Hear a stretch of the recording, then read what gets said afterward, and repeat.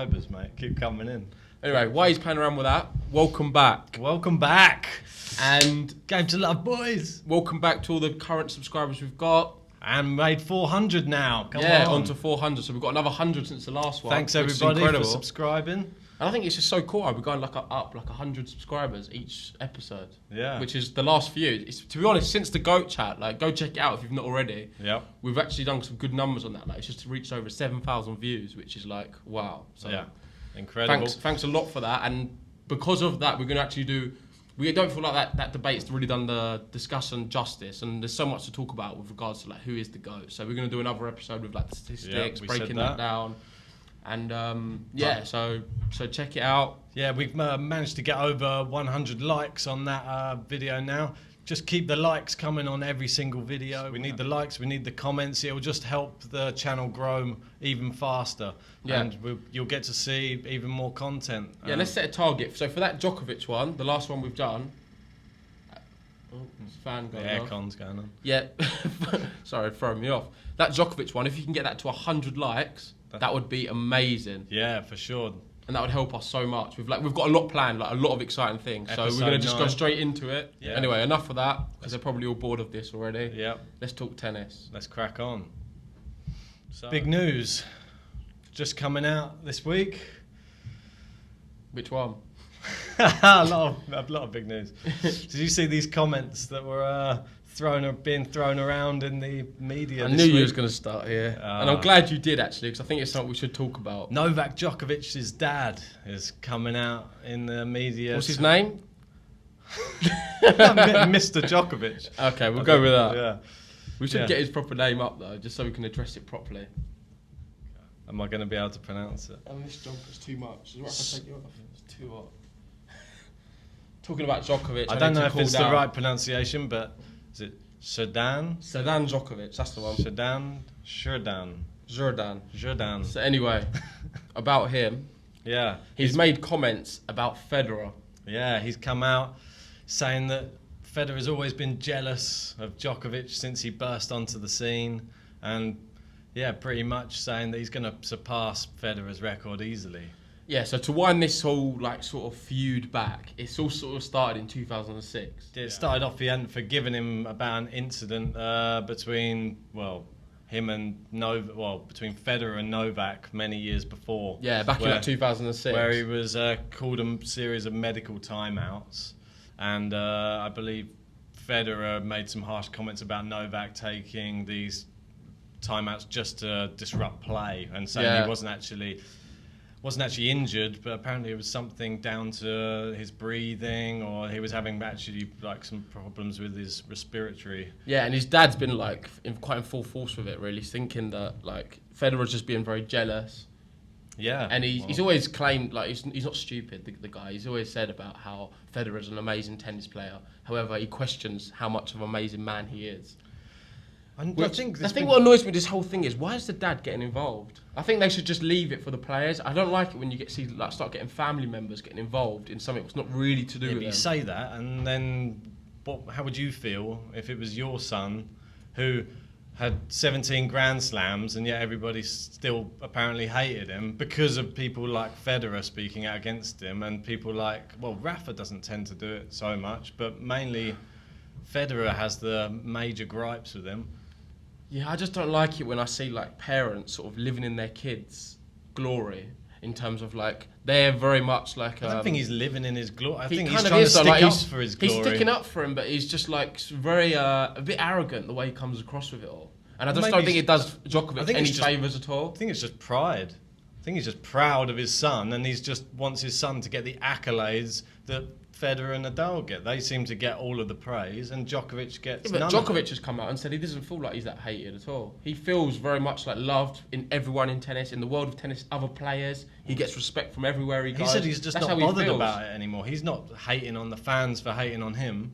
Yeah, but it's only a minority. The more I think about it, it's not loads of fans who dislike him. It's not really a minority.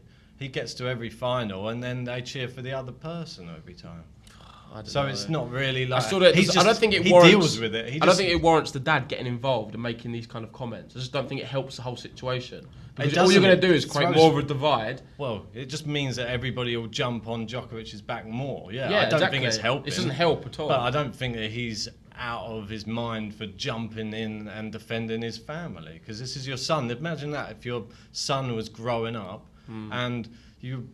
It's like your proudest moment. You see him winning Grand Slam tennis, and then everybody's jumping on his back, saying that he's cheating, saying he doesn't deserve to be there with Federer and Nadal. When really, he could quite easily surpass them in his career. Well, this is what his dad's focus is on. Like, he keeps coming out in interviews saying, "My son's going to be reaching these 20 Grand Slams very soon.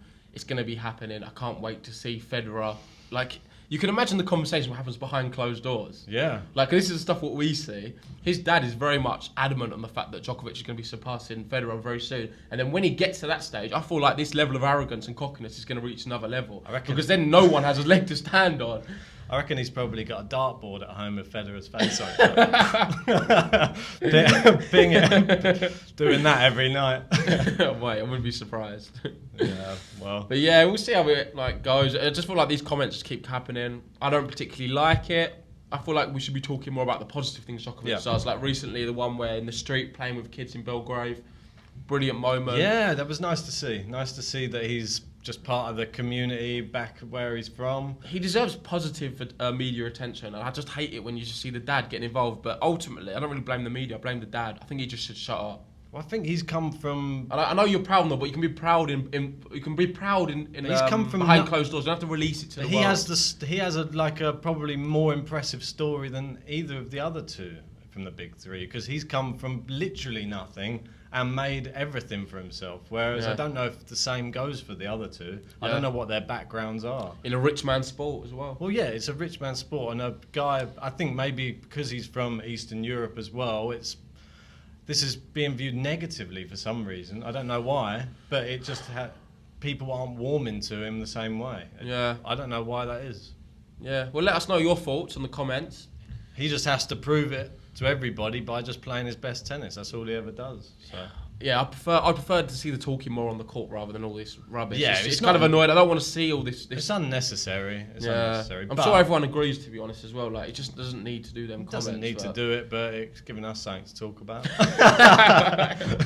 It's giving us a title for the podcast. That's it. It's giving us a title. Sticking with a similar theme. Have you seen other big news out? Yeah. Federer out of the French Open. Out of Indiana Wells.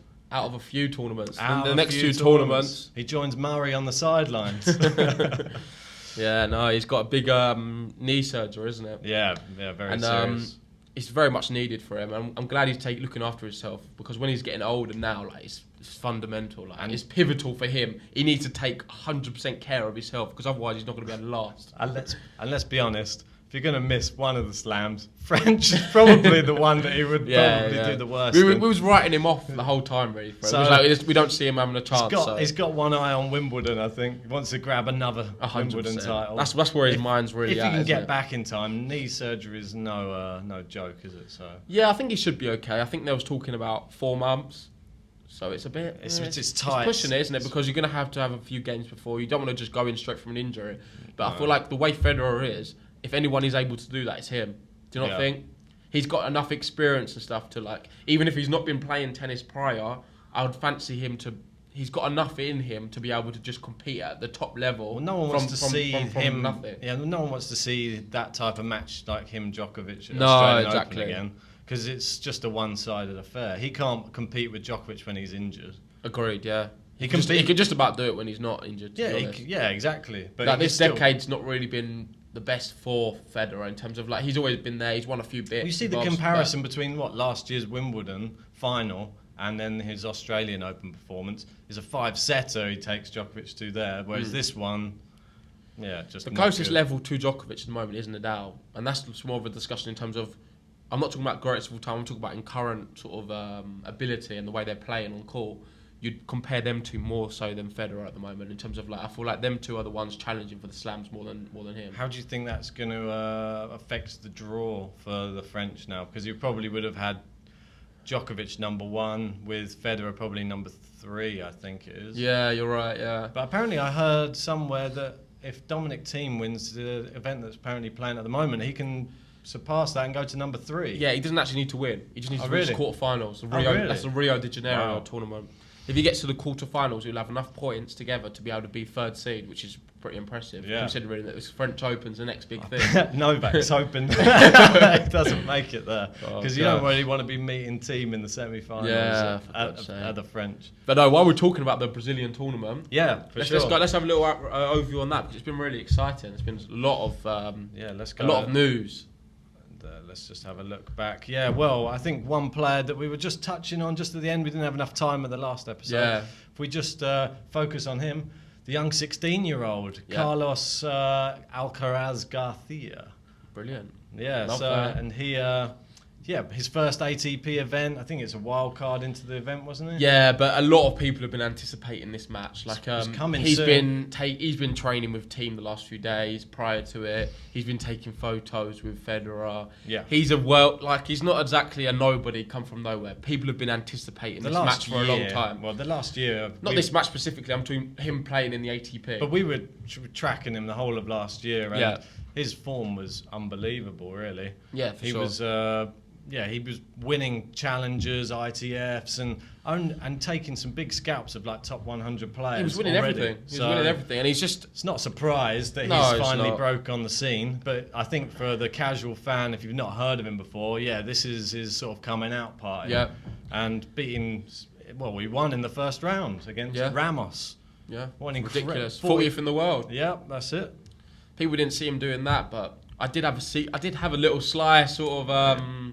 I did say before, didn't I? People who knew of him, it was definitely worth a bet on him. He was at 5-1 or something. Yeah, definitely worth a bet. And he showed. See some of his shots he was playing, like a seasoned pro. And it's interesting as well because a lot of people, they reckon him to the fact that he's very much like Nadal. I think this is because he's Spanish. He's got that tan skin. He's got the look. He's a clay court player. He's got the forehand. He has a Babolat racket. He does the spin. Very similar. However, the more I watch him, I don't see that similarity as much. And I agree, in fact, with what he said to some journalists in an interview after one of the matches, saying how he feels that he's more of a Federer. He plays more like Federer. Watching his training, I think that as well. Watching his forehand is very like Federer-esque. But do you think it's amazing how we're talking about a 16-year-old with like all these top names? Like this guy could really go far, right? Well, we were saying at the beginning of last year, I reckon give it 3 or 4 years and he'll be challenging in the French Open probably. Yeah, for sure. Well, it depends how he progresses, but I think the way he's playing at the moment, and something I want to pick out specifically about his game is his backhand. His backhand's really incredible. Good. Yeah, really, really it's not strong. A case of on clay. I think sometimes the backhand is a very important shot to get right. Thiem's got it on lock. Stan Wawrinka's got it on lock. He's got a two-handed backhand. That is very much. He's got a lot of control over it in terms of like he can position himself on the court very well with it. Yep. In terms of like it's very powerful. He has a lot of power in his shots. And it's like incredible. He can hit them as winners kind of thing. You don't really see that so much. A lot of the time you're just trying to see people get it deep on court. A lot of slices. He can really hit through one. The depth on his shots when he was playing in his match the other day, he was hitting pretty much on the baseline. Every shot, he was pulling it close, but then every one he'd hit long was literally touching the baseline, close to the baseline. Yeah, he's got his geometrics of a court worked out in his head, like very impressive. And at 16, I've not seen that at a player that young for a very long time. Yeah, very long time. So it's going to be cool. Like I'm really going to be interested to see how it goes. And another thing with him, I love his shot versatility. Yeah, like there's certain shots where he disguises like a drop shot. Oh, his drop shots were fantastic. The way he disguises them, so you just never see it happening. The players aren't even getting anywhere like close to it. They're dropping back. They're thinking he's going for another big forehand. Look what he's hitting the line. He's hitting the baseline with all his like ground shots. So they're standing so far back to be able to return it. They're scampering around the baseline, and then he suddenly just pops a little one over the net. So he's 400th in the world right now. Where do you see him ending 2020 in the rankings? I reckon you could see him either just outside the top 100 possibly, or just edging just inside, depending on if he gets any more ATP event wildcards or... Yeah, I personally don't see him breaking the top 100 this year. But I think he will come close, like 100, 200. Yeah. Even if it's top 200, like that's pretty impressive. He's a young guy. He's going to progress. It's not that important to him, really, his ranking at the moment. No, I think the key is him just progressing, just seeing how he can do in the ATP. He's had one game.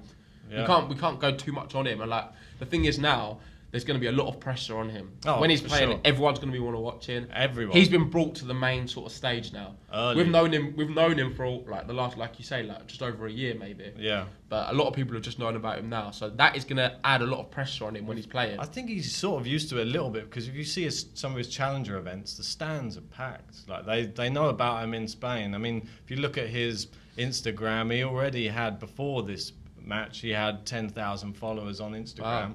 And since that match, he's got another 5,000, I think. So interesting. I didn't know. Doing all right. Yeah, he's on like 600 on Twitter, so he's not so big on Twitter yet. He's a young kid, mate. Likes the pics more. Doesn't want to be writing messages. Yeah. More girls on Insta, I reckon. Probably, mate. Probably. But no, yeah. So we'll see how that one progresses. But yeah, the guy's incredible. We're backing him all the way. Sad to see that he actually went out in the next round to Coria. Yeah. It was still an amazing match. Corrier's just an incredible player on clay. Yeah. And won a lot of their back end of last year, didn't he? Yeah, and he took him to 3 as well. So that was impressive still, even though he went out and it was to somebody who was just outside the top 100. Very contentious last line call, right? Yeah, I like the fact that Corrier was celebrating. Bearing in mind it was like 1 in the morning to, what was it, 1:30, 2 in the morning. It's quite late here in the UK. So. Yeah, he just fell over and lied down on the court, didn't he? Like he'd won, and then he challenged. Was you watching it live or? No, I caught the highlight. I caught I fell asleep. I started watching a little bit and I fell asleep. I caught I didn't catch the third set, but yeah, I woke up and I was disappointed to see it lost. But to see how well he played, like up until that point, yeah, a testament to him. A lot of calls for Hawkeye now to being on clay. We'll see how that one goes. But I don't see why it shouldn't be. Why should we have to rely on the line judge on just one surface? I see your point, but I just don't. I like the way it is at the moment on clay. About the Hawkeye. You're one of those court-siders, I think. No, but I like it. I just think it's quite. I think you are able to see more or less. You can see on the clay it makes a mark. It's not as like long on as other they surfaces. keep their eye on it, which they normally do. But there's so many dodgy calls. It's hard to tell. Yeah, maybe, I don't know. You don't want. I know what you mean. You don't want a Grand Slam being decided by a dodgy line call, do you? And it's not just that. I do feel like they've got it right in tennis. Like if you look at football, VAR, they've got completely. They've messed that up altogether. Yeah, like I don't want to get on my rant on VAR in football, but that is abysmal. It's abysmal. Like so, at least tennis, I feel like that's the sport is going in the right direction with technology, and they've got technology and the sport very much aligned, which other sports have failed to do. Yeah. So with that, at least we can be positive. Yeah. I don't see them changing that very soon, like getting Hawkeye soon, but we'll see. If there's more bad line calls, trust me, if Nadal gets a bad line call, what cost him in the French Open, I guarantee you next year they'll have Hawkeye. Oh, for sure. But that's the last thing I'm going to say on that matter. Yeah, I thought I'd bring it to everyone's attention. Somebody else, we thought he was just hitting a bad run of form. And then suddenly, out the gates, Attila Balazs is back. He's firing on all cylinders. He destroys. It's funny, when you do them little intros, I have to try and think in my head. I'm thinking, what's he going to talk about now? Attila Balazs. The Balazs were all out in force. Yeah. And then they watched him take out Montero, mate. Was it straight sets? No, he lost the first set. He lost it 6-1. Oh, he lost the first set 6-1. And then you just thought, this is just him. He's just... terrible again. Considering he shouldn't really be in this tournament. It shouldn't really.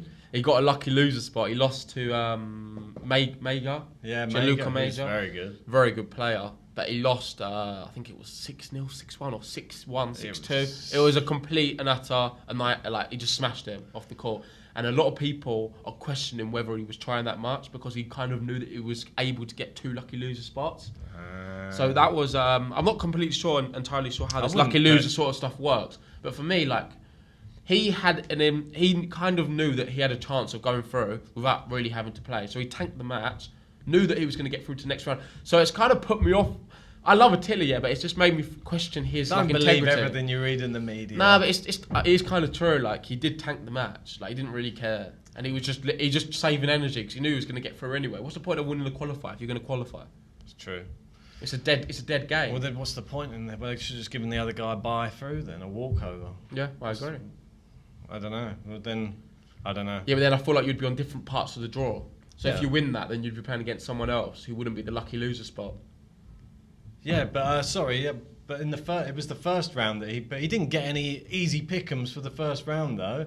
He may have lost and got a lucky loser. He got Pablo Cuevas in the first round. Yeah, the lucky loser would usually get a harder first time. Somebody who was incredible in the last tournament in what was it, Buenos Aires? Yeah. And he beats him 2-0.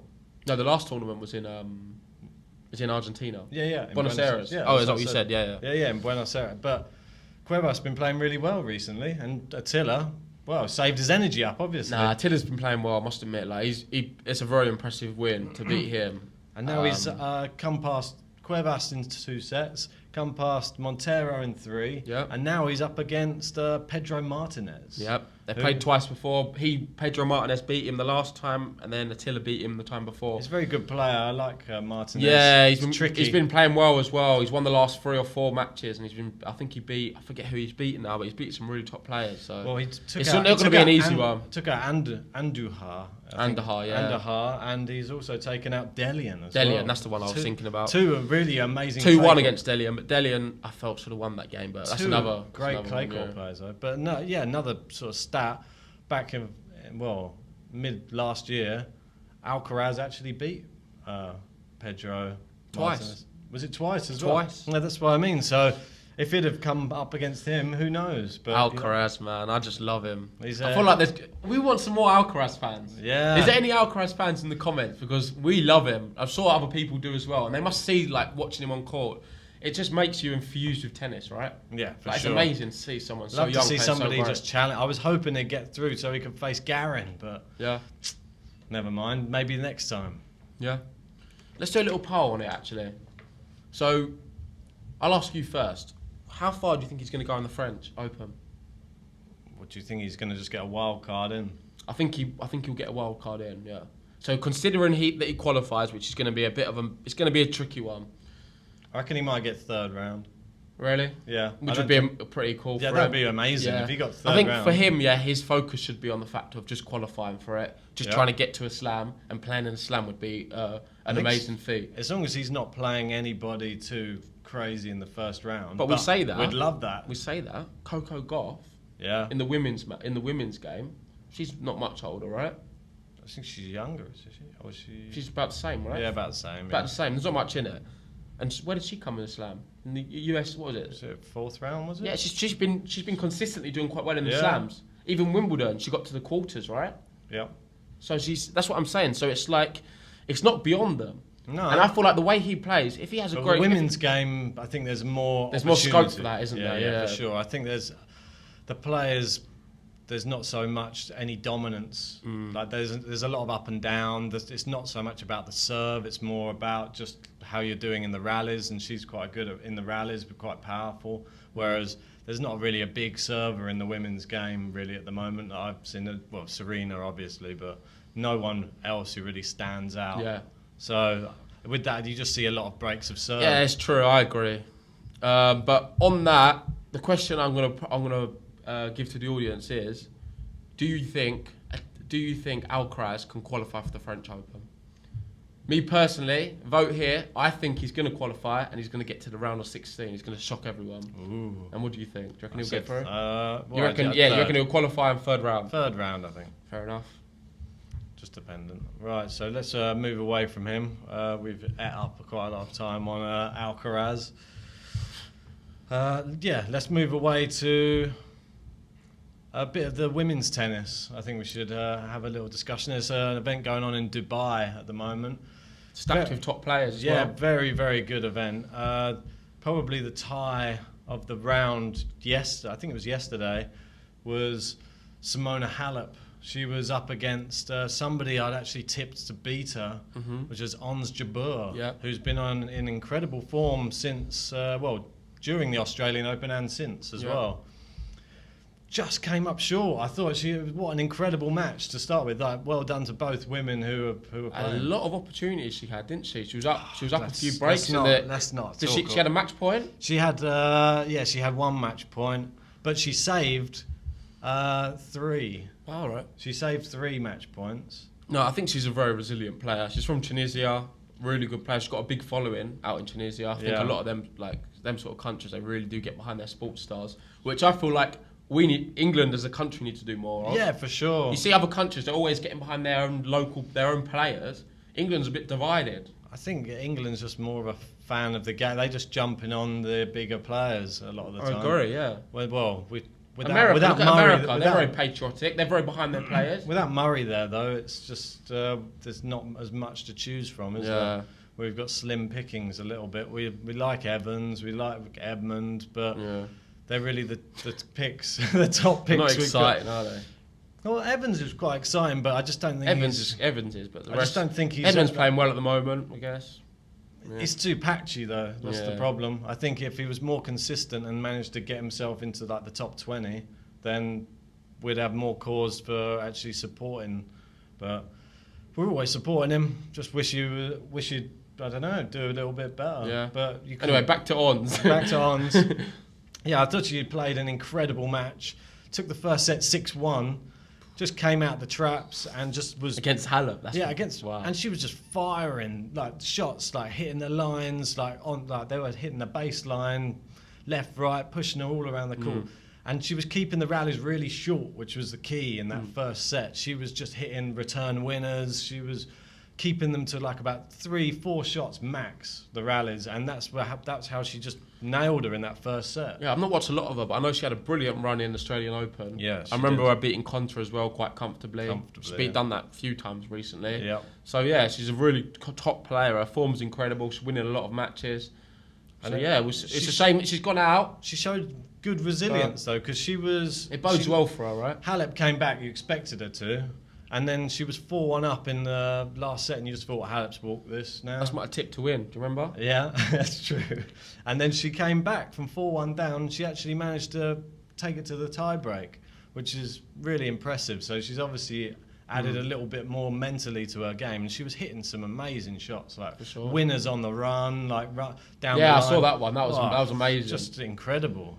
Sometimes when a player gets forced wide, though, do you not think with the momentum of running onto the shot, you can do that spectacular shot if you've got it in there? It's over the high part of the net, and it's so dangerous to go for it, and then to go for it on executed it perfectly. Yeah, to go for it on such a big point as well when she needed. She wasn't your pick to win from the start, was she? No, she wasn't. No. Yeah, so if we move away from there and then move over to ATP Delray Beach, that's the men's event which is going on. Looks nice down in Delray, doesn't it? Oh, mate. Sun's if out. only we were there, not with Storm Dennis firing at us. What's the era? We've got them all. Yeah, we got them all, literally. Yeah, there's just been some fantastic performances over there. My guy, flying the flag for the US. Nakashima. Brandon Nakashima again, and Pat Cash has come out and he's been singing his praises, saying... Funny enough, funny thing is, he was favourite against Norrie. Yeah, I said to you were dubious. He was saying... I was very dubious. I didn't feel like he was a favourite in that tie. I think the bookies have just got wind of him. They just know on hard court, Nakashima... You've been talking about him a long time. Mate, I just saw him since the beginning of last year, and he was just on my radar. He was just pulled out some amazing results. So, yeah, he's back again. He's taken out Vesely, who's just come off the back of an ATP win. That's in crazy. Straight sets. Then he's taken out Norrie, top 50.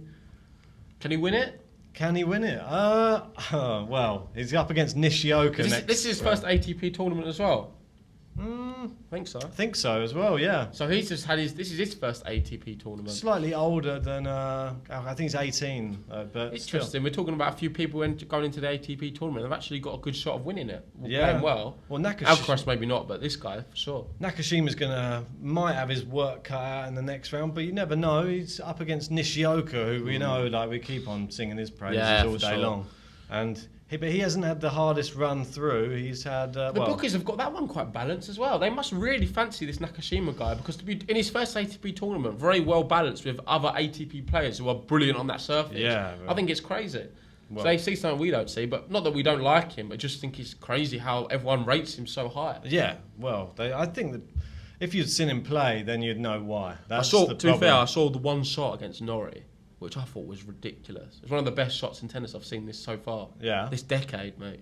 This decade. But no, literally, like Norrie's he smashed one down the line. Yeah. He's got there. He's just hit it a bit short. He's then done a drop shot. He's got into the drop shot. No, he's hit one cross court. He's managed to get a short and he's at the net. Yeah. Nakashima.